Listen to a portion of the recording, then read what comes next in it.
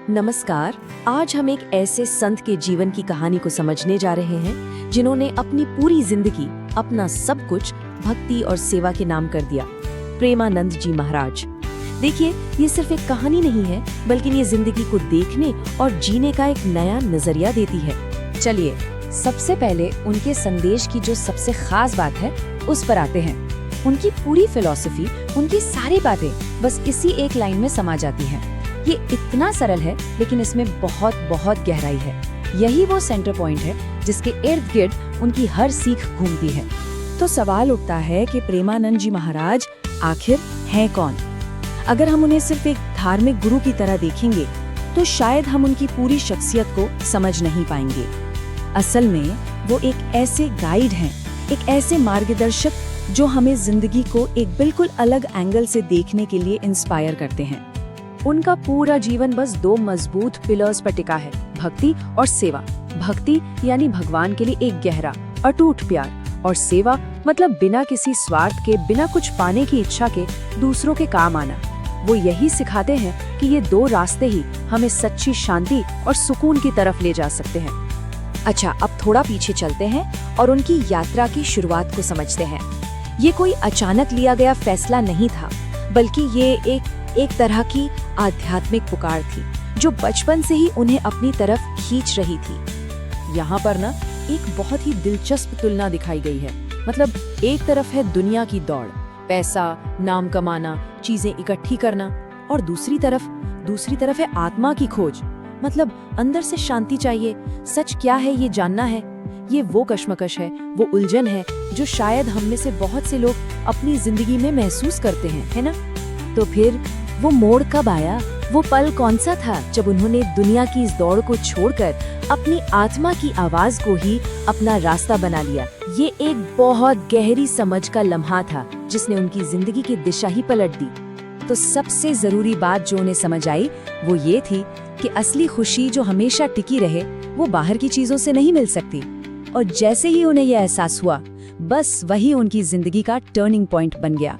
यहीं से उन्होंने संन्यास का यानी सब कुछ त्यागने का रास्ता चुन लिया। इसके बाद उन्होंने वृंदावन को अपना घर बनाया, और वृंदावन उनके लिए सिर्फ एक जगह नहीं है, ये उनकी कर्म भूमि है। वो पवित्र जमीन जहाँ की हवा में ही भक्ति है। यहीं पर रहकर वो सत्संग और कीर्तन से लोगों को रास्ता दिखाते हैं। चलिए, अब उनकी टीचिंग्स पर आते हैं।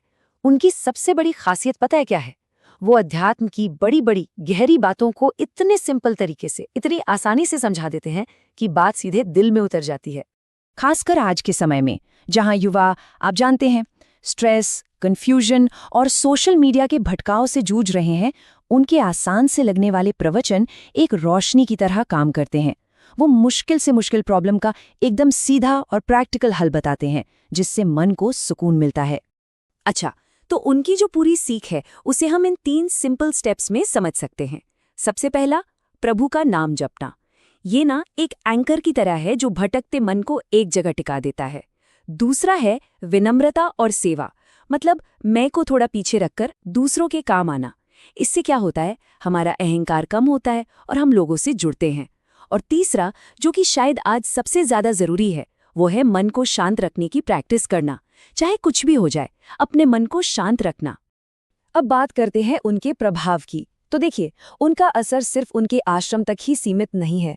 आज के डिजिटल जमाने में उनका संदेश सरहदों को पार करके दुनिया के कोने कोने तक पहुंच रहा है। ये नंबर देखिए जरा, लाखों लोग। और ये सिर्फ एक संख्या नहीं है, ये वो लोग हैं जो अपनी रोज की भाग दौड़ भरी जिंदगी में उनकी बातों से हिम्मत और शांति पाते हैं। इससे पता चलता है कि उनके संदेश का असर कितना गहरा है। और ये कितना कमाल का है ना, कि आज की टेक्नोलॉजी कैसे एक पुराने आध्यात्मिक संदेश को फैलाने का जरिया बन गई है। मतलब भक्ति और शांति का ये पैगाम अब किसी भी जगह या देश की सीमाओं में बंधा नहीं है। तो इस पूरी बातचीत से हम क्या सीख सकते हैं? 2 बहुत ही जरूरी बातें। पहले, कि अगर भक्ति में सच्चाई हो तो वो किसी भी इंसान की जिंदगी को पूरी तरह से बदल सकती है। और दूसरी, कि सिचुएशन चाहे कितनी भी मुश्किल क्यों ना हो, अगर हम अपने मन की दिशा को बदलकर ईश्वर की तरफ मोड़ दें तो जिंदगी को बेहतर बनाया जा सकता है। तो इस पूरी चर्चा को हम इसी एक सवाल के साथ खत्म करते हैं।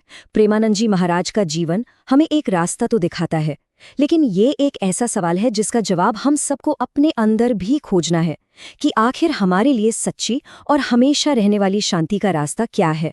सोचने वाली बात है, हैदा।